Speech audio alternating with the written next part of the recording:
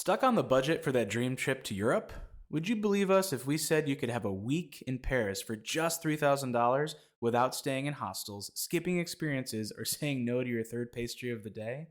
Stick around to hear our full itinerary breakdown of our Christmas in Paris for two, and we'll share a treasure trove of tips on how to create a trip of your own that you can book this year.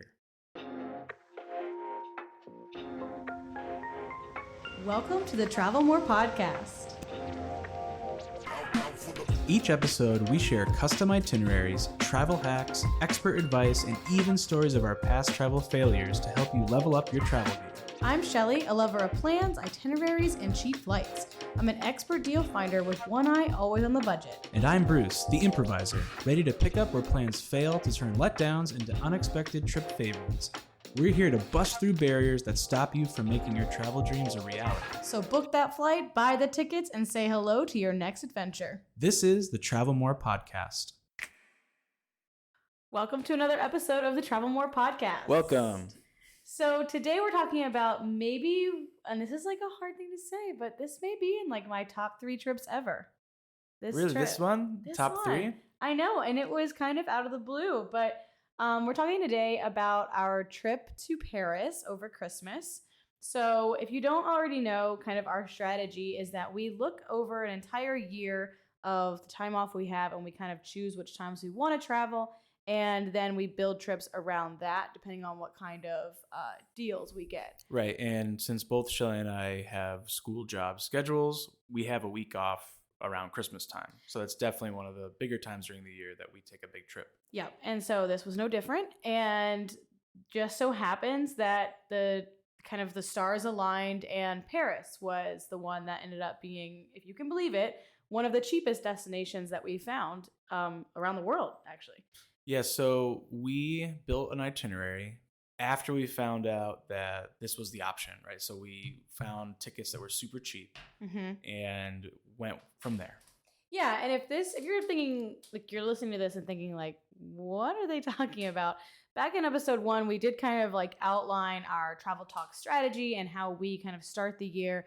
We come up with our plan of action, and that allows us to travel more throughout the year. So if you want to start that, a good place to start this whole podcast journey would be to go back to that first episode and kind of see what that travel talk strategy is all about. So this trip really came off that idea that is core to what we do, which is we don't have a destination in mind typically. Yeah. We just know what time of year we're looking to go, and then we wait to see what deals pop up. Yep. So for this trip, and this was last year. This was last year. And was it 2021 to 22? Yeah. Right around there. Yep. So we flew out of JFK and into Paris. Yeah. And, there's something special about traveling at Christmas time. I know that Christmas often people will spend with families, and we try to spend Christmas Day with families as well. We did one time where we didn't, and we honestly felt like we missed it a little bit. And honestly, that time we were both pretty far from family. Yeah. So we decided when we were in Florida, we left and took a road trip down to the Keys. Yeah. And, it was fun, but I did miss having the family time on Christmas Day. Yeah. So from now on, I think we're probably going to fly out either Christmas Day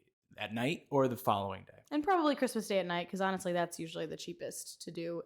But I do want to do the family stuff. But there is something to be said about traveling near Christmas, especially to Europe, because they just do it right. I mean, there's Christmas markets.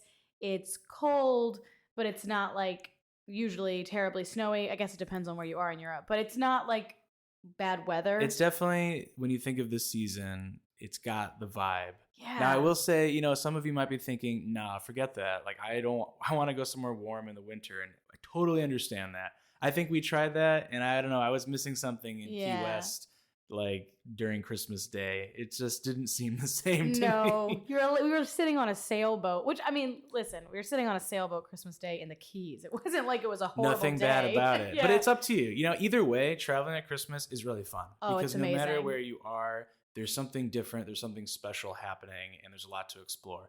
And going to France, going to Paris was no different. Oh man, yeah, it was a sight to behold for sure. Just the lights, especially, they're all up. It really sets kind of the vibe. And a lot of people go to Christmas markets in Paris, or not in Paris, but in Europe in general before Christmas. And that is a great time. That's when most of the markets are open. They start to close around Christmas. Some of them go to New Year's. It depends on what country and what town and the year. Yeah, but there is something to be said about traveling that week between Christmas and New Year's. It really, to me, extends kind of the Christmas feeling. Like it's like Christmas isn't over. For us, Christmas lasted a week. I agree. Well, it's really the 12 days of Christmas, right? Yeah. You really start to celebrate it from Christmas Day instead of on the 26th, it's over. Yeah. And I know in the United States, it does feel like that, where all of the marketing, all the decorations in businesses just are gone. Yeah, where essentially all of a sudden you start seeing Valentine's Day. Yeah. You're like, oh, okay. I'm just going to skip all of the rest. But yeah, so of course, that sounds amazing. How can I do that? Well, Right. And how can I do that cheaply? Because usually you think about these high price times, right? High traffic times too. Summer, holidays, especially if you're someone who goes to like Disney World. Going at Christmas time, not only is it the busiest, but it's going to be one of the most expensive times. So again, when you don't think about the destination, you might be able to find some really cheap opportunities, which is what we did. So why don't we break that down? Yeah, well, but before we do, I just want to say one more thing on what you're saying is, you may find some opportunities by not focusing on the destination that you never thought were possible. Right. So that's the biggest thing here. And especially if you're just trying to travel more, it's just about getting out there for us. So Paris wasn't even on our list. We were not looking for a trip to Paris at all, actually. It wasn't even on our top 10, either one of ours. And I know that sounds crazy too. But it just popped up, and we thought, like, that sounds like a great place to spend a week, and we did it for under $3,000. So this is how we did that. So I think it's really important to break down the cost of this and be transparent about it, right? Because usually when people are going to Europe, I would say $3,000 may just get you in the door with flights and hotels. And what are you left with food and entertainment and everything else? Yeah, I've literally had someone essentially call me a liar saying that there is no way you could go to Europe for $3,000 and not, do the really budget things like staying in hostels or eating on $10 a day or things like that. Which has its place, right? It does, backpacking and all that, but we're talking about something a little different. Yeah, and I think we're kind of out of that phase as well. We did that when we were a little younger, but I think we kind of want to stay in, nicer hotels, not luxury hotels, but like nicer hotels. We want to eat in restaurants. Yeah, we want to have more options, really. Yeah. So I also had someone, speaking of cost, say, well, a trip to Europe, that's around $10K, right? And I was like, never for me. Be, but not for us. Never been $10,000. And I think where people get hung up and where we're going to start is talking about transportation and accommodations. Yeah. Because that's going to be the bulk of your costs. Absolutely. And it's also the things that you can't change once they're there. So you can adjust your food costs and things on the fly as you're there. Oh, you go to a really expensive restaurant, and so now we need to, we're going to snack for lunch tomorrow or whatever it is. But accommodations and, your transportation, it is what it is. There's not really an easy way to adjust on the fly. If you did have to adjust it, you're going to pay a lot because the closer you get to flights or train tickets, bus tickets, hotels, you're usually going to end up paying for that. Yep. So to start, we're going to continue to talk about Scott's cheap flights because honestly, to me, they are the reason that any of this exists. So thanks, Scott's cheap flights. But we got these tickets in April. So again, for Christmas, we booked them in April. We were not looking for Paris. We just have the Scott's cheap flights alerts. We do pay for premium, but there's also a free service. So highly recommended. Highly recommend. So we saw the tickets pop up. They said that some included Christmas. So I just did a quick search literally on a Thursday afternoon in April, and they came up and they were $350 round trip, nonstop, JFK to Paris. And I turned to Bruce and said, let's go to Paris. You want to go to Paris for Christmas? And I literally booked them on a random Thursday night after work. The nicest thing about airline travel right now is the number of more economy airlines popping up. So the one that we flew on was called French Bee. Mm-hmm. And this deal was not just because of COVID, right? This is not just something that happened. Well, and we'll get to that in just a minute. But before, I do want to point out these this particular airline, because I was not familiar with French Bee. Let's talk about it. It was new. It is a new airline. But Scotch Cheap Flights does a thing where they only will send you deals on airlines that they have vetted. So they don't send Spirit airline deals or like Frontier because they don't like their service. They don't think their service is up to par. So they only will sell these tickets on airlines that they feel are worth the price, essentially. Right. Which gives me a peace of mind because we don't know what French bee is, but I feel like I can trust it if Scott is sending it to me. Yes. Which is another kind of benefit of their service. But as Bruce was saying before, you may be tempted to think, oh, well, $350, that's a COVID leftover sale.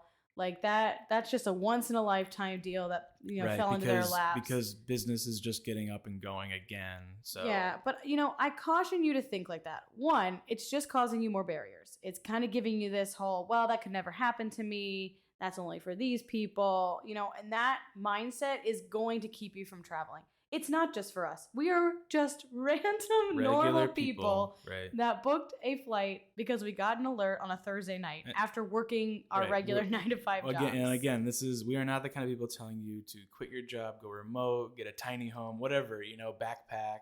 Mm-hmm. This is trying to do things in your regular life right now. Yeah, literally after work on a Thursday, doing this for the time you have off for Christmas. So, and just to prove to you that it is not this could never happen to me, this never happens, we have seen multiple trips within $100 of our price. So within $100 of $350 to Paris pop up in the last year. Most recently, I saw a Miami to Paris pop up for under $300. Yeah, I got an email for Black Friday and like Cyber Monday deals, and it was I want to say $272, if not cheaper, out of Miami, out of JFK, a lot of Eastern Seaboard cities. Yeah, so this happens. This is not that was one time ever, you won some sort of contest. Like, that's not what this is. This is just, we keep our eyes and ears open. We have our travel talk strategy already in place, and we are able to jump on deals when they come up. So do not get stuck into thinking, this can't happen to me. It's just for certain people, because it's just not.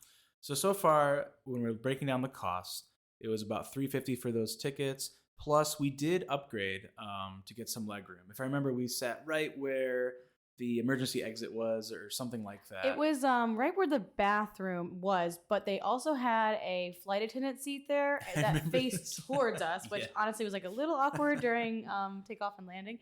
But we had so much room that I physically could not touch the wall in front of me. I could not touch it. The overnight was nice because we had space to lay back and kick our feet up and get some good rest. It was huge. Our seats were ginormous. It was crazy. And this is a budget airline. Yeah. So we weren't in premium business or any other type of class. This is economy, coach, whatever. Yeah, and we paid $30 a piece. So it wasn't like we were breaking the bank. And this is really common in airlines that you have flexibility of picking your seat. You pay a little bit more. So it's really important to know if you're someone who's super tall or whatever you may need.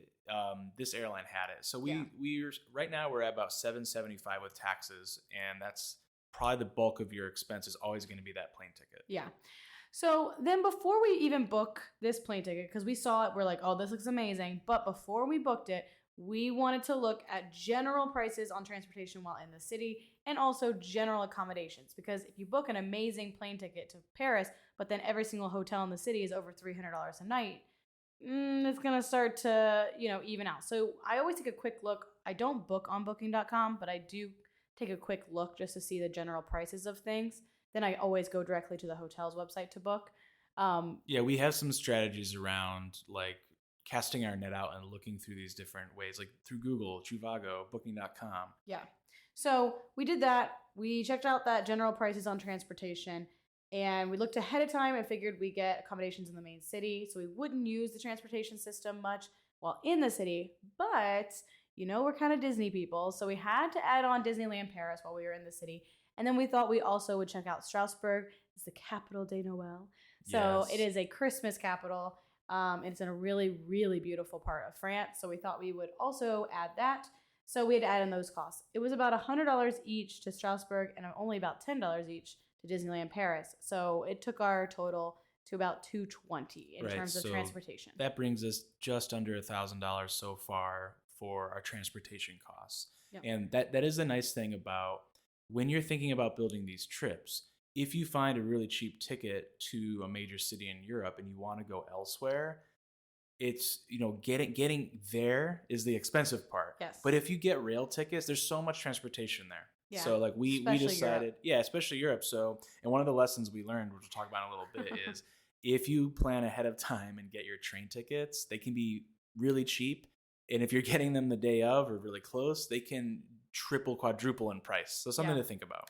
Yeah, so that $100 ticket to Strasbourg didn't have to be $100 each. It's just that we drug our feet on booking it and then booked it like the day before or the day it left. Right. And it jumped way up. And just so you know, if in cities like Paris, using essentially their subway system is not something you need to book ahead of time, right? That's just like New York or Chicago or Boston, where you're getting a ticket, a one ride.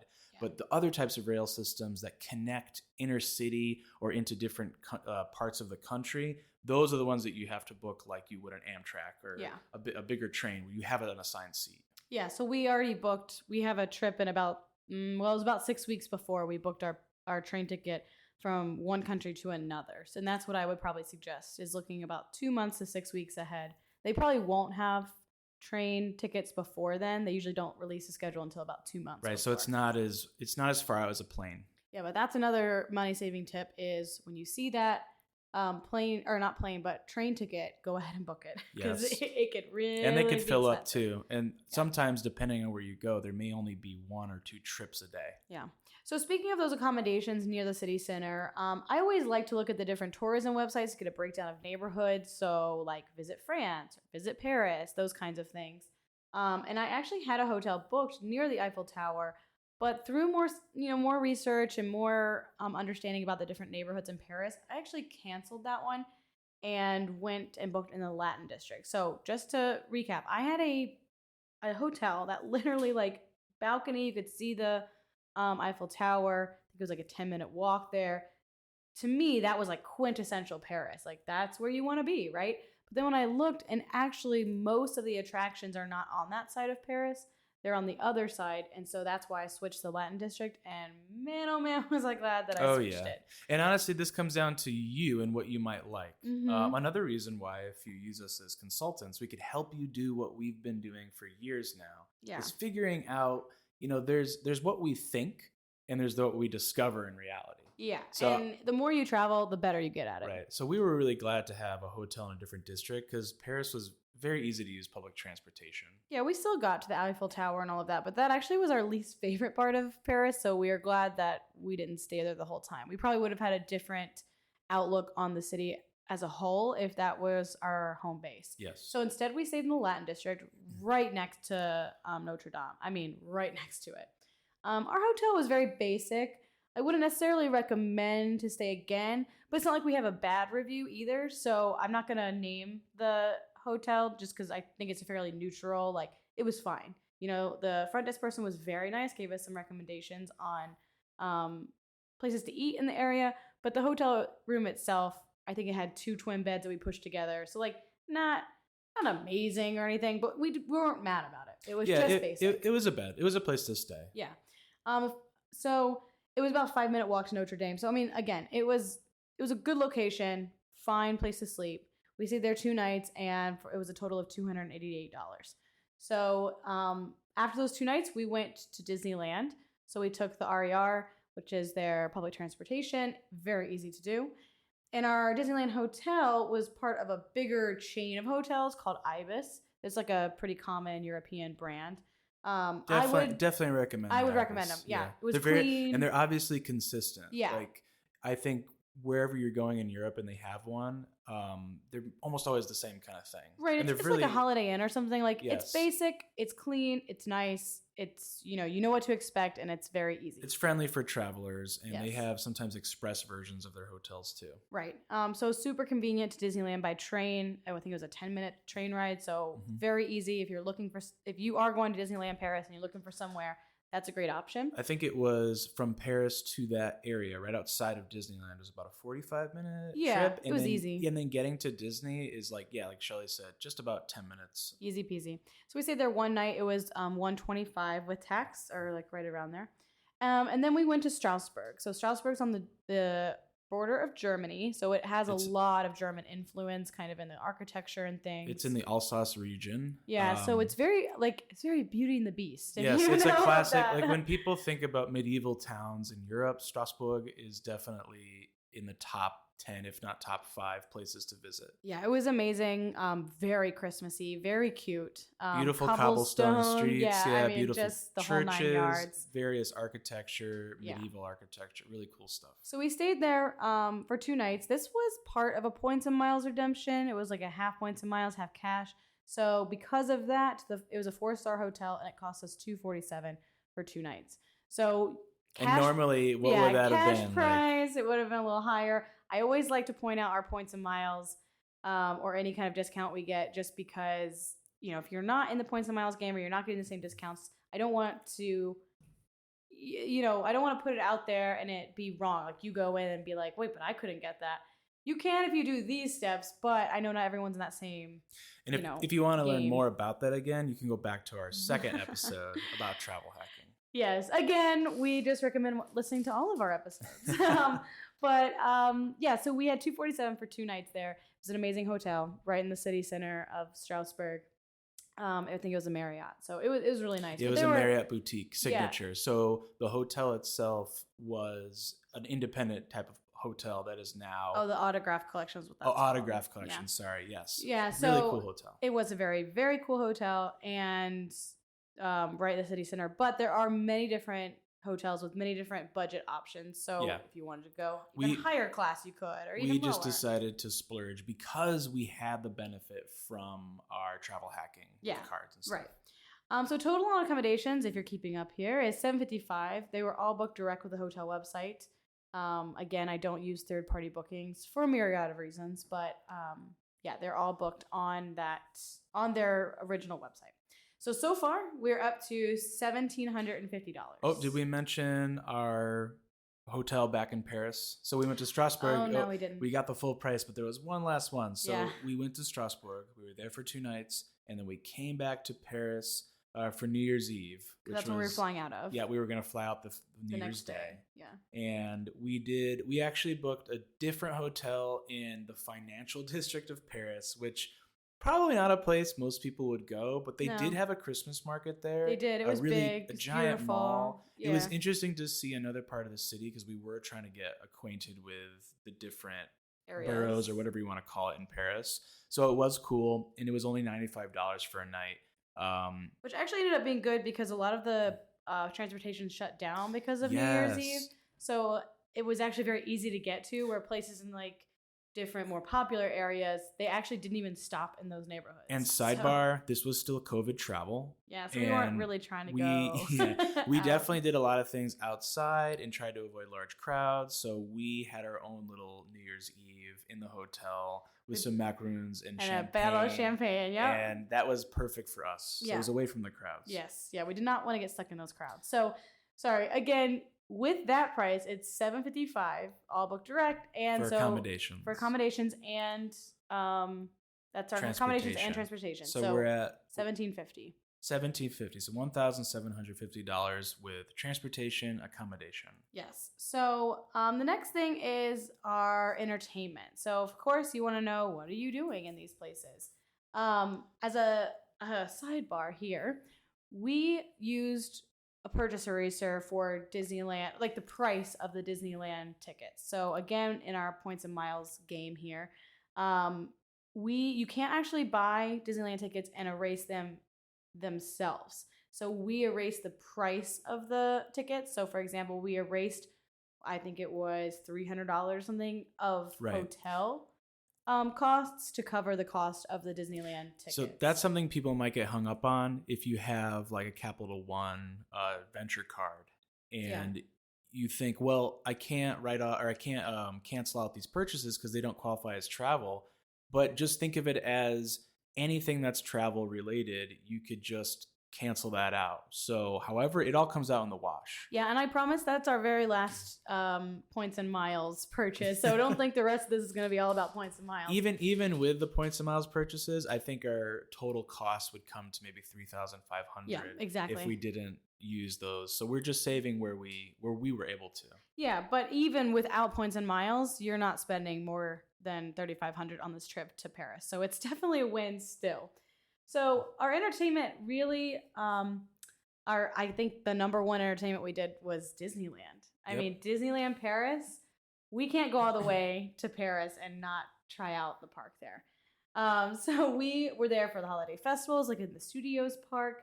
We got to try out all the different rides. They have different versions of similar rides that you can find also in Disney World and Disneyland. It was fun. You know, their food was, I think, a step above some of the other parks, and maybe it's just because you're competing with some of the best cuisine in the area. You know, I don't know if I agree. You don't agree with me? I don't think so.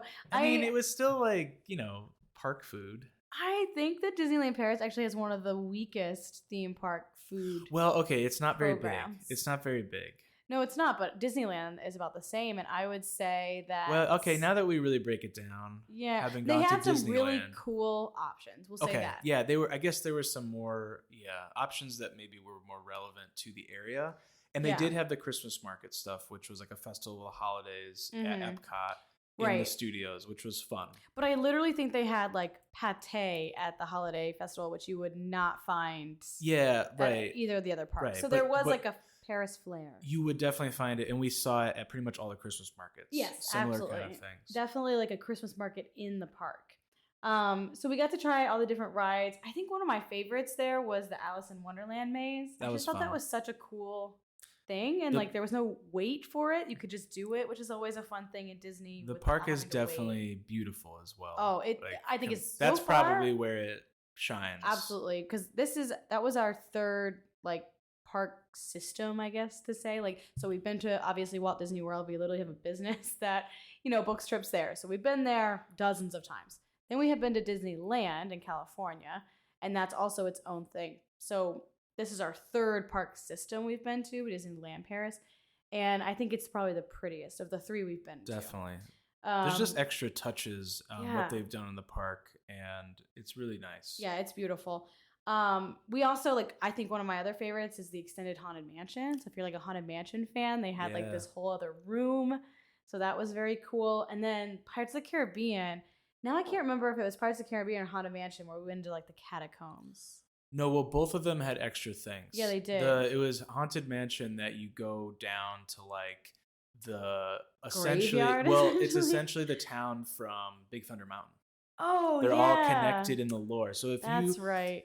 this is a shout out to Peter, who our Disney fact expert, Yes. who knows all the background on rides. He But helped us out on he that. definitely, So if you're a big Disney buff and you like to know all the lore, there's a lot of background story on this stuff. But Disneyland Paris does kind of expand that on Haunted Mansion. Yeah. On Pirates of the Caribbean, it's, if I remember correctly, there's a little more drop in it. There's some added parts It's to the longer. ride. It's longer. There's some Yeah. added things. Yeah, both of those were very cool. And then my own little unpopular opinion, which I didn't know was so unpopular until I looked at Instagram about it. But I really love the Indiana Jones ride. I think that's like one of the biggest things missing from Walt Disney World is there's an Indiana Jones show, Right. but there's no ride. And Yeah. both at Disneyland and Disneyland Paris, there's a ride. The Disneyland Paris gets a lot of flack because it's kind of just a mouse coaster type thing. Like it's Mousetrap or whatever. well, not a mousetrap, I guess, but it's just like a drag and drop coaster. Like there's not anything super special about I its thought it was design. fun, though. I thought it was really fun, but I was on Instagram and apparently I'm the only one, or we're the only ones. So I really liked it. Bruce did Space Mountain. I did not do But Space Mountain is really cool because it's Star Wars themed. Yeah. So there's some cool projections. I think it's projections, and you're like seeing TIE fighter battles in space. It felt faster. I think it's There's more a like launch there's a with launch, it. and I think it goes upside down. I think if I remember, it's definitely yeah. not the like space. It's still in the dark. Yeah. But man, that was cool. I'm really glad. I think that was one of the ones we got It wasn't a Genie Pass. It was their version of Fast Pass. yeah. And I think you could buy it. Yeah, I Um, forgot about that. We did. We spent like $15 for him to ride it because it was like an hour and a half wait. It was just going to be him. He wanted to try it out. That so was we a just did it. flexible, improviser decision that we were able to make because of all these other things that we kept the price low on the core of your trip. Yeah, right. So we only had that one day in Disneyland Paris, but honestly, it's a small park. We thought we got a lot out of it. We definitely recommend going to Disneyland Paris if you're a Disney fan at all. Because it really is. I mean, you're already there. You're in Paris, 45-minute train ride. I think you should do it. Yeah, if you're a Disney fan, just go there for the day. Yeah. It's awesome. Yeah. So it was also a great jumping off place for our trip to Strasbourg. And then the rest of our entertainment was mostly kind of what we do in Europe in general. We went to Christmas markets, a few that were open still.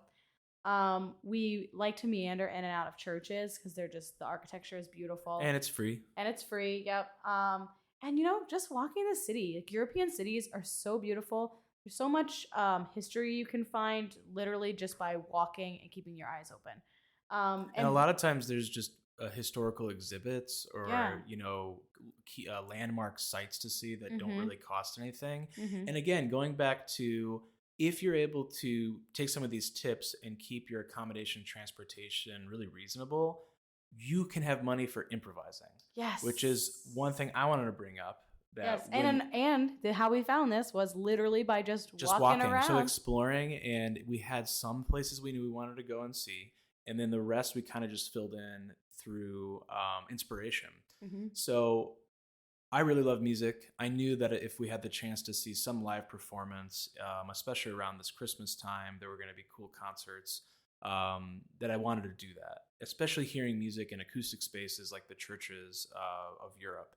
So when we were in Paris, I think it was this before we went to Strasbourg or Disney. Yeah, this was like in the very second day. Yeah, the second day. And there is another cathedral. So Notre Dame is not only, it's wonderful, but it is being rebuilt right now because of the fire. And there's a really awesome exhibit you can see about how they're doing that. Big murals that explain it. I highly recommend going and seeing that.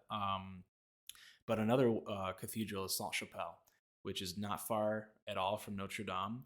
And they had a concert series going through it was like a QR code on a poster that we scanned. And it was literally like that night.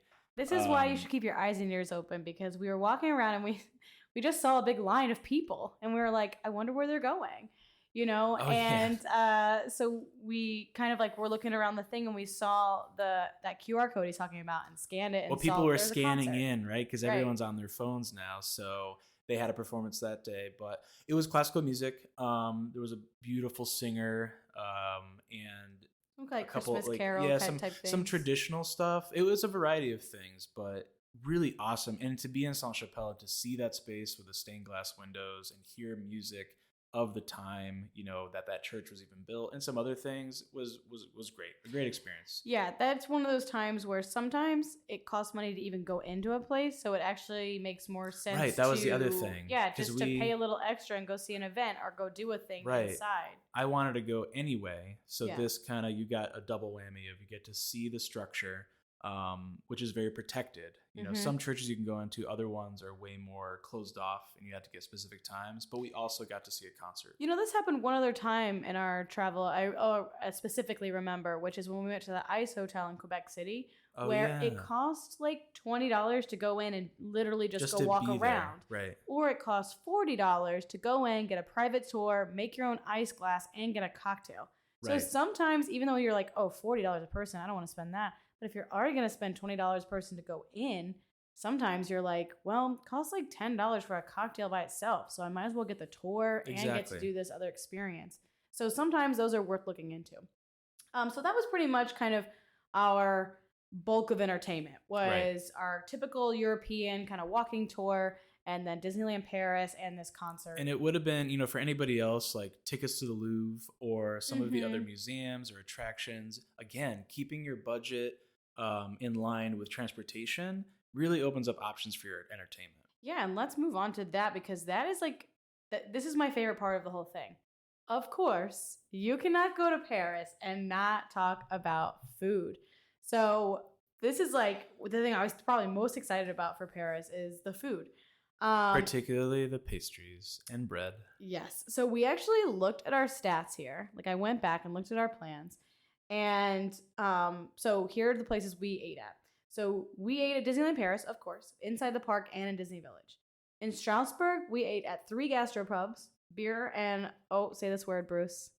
Beer and... Flammekuchen? Thank you. Or it's also, I'll think of the word in French. That's in German. Okay. Well, it's on the German it's like border. flame so cake. It's like a pizza, really. So we ate at 3 gastropubs, 3 cafes, 2 patisseries, and 1 nice sit-down restaurant, and even got wine at a super fancy hotel. And then in Paris proper, we ate at 1 street vendor burger place, which was amazing. Oh, yeah, that was good. Yeah, 3 cafes, 2 Christmas markets, and 13 patisseries. So needless to say, we did not go hungry. And if you're wondering how we did all that, let's go back to the math. So with our $3,000 budget, we still had $1,250 to eat. And since we're only there 6 days, it's $200 a day. Yeah, which, unless you're going to Paris or anywhere in France, you just do fine dining. Like, that's a healthy budget. That's a healthy budget, you know? Because even just, and you could even think about the hotels you stay at. If you have coffee there, sometimes it comes with breakfast, whatever it might be. What are you really spending on food every day? It's not, you know, that's so much, you have so much left over to play with. Yeah, because, and I don't know about you guys when you're traveling, but for us, like, we'll usually do a more snacky type lunch, breakfast to just, you know, sample local stuff. And then we'll sit down somewhere for dinner. So usually our breakfast lunches, they're not really expensive at all. We're just picking at places. We're eating something here, something there. We're sharing a lot of stuff. So we have like quite a nice budget for our dinners. So that $200 a day, I mean, we used it, but it was a healthy budget.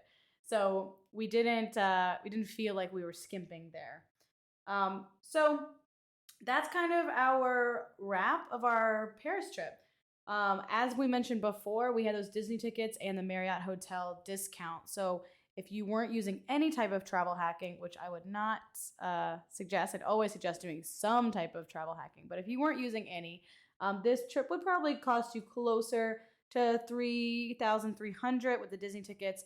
If you wanted to stay at a similar hotel that we did in Strasbourg, maybe closer to $3,500.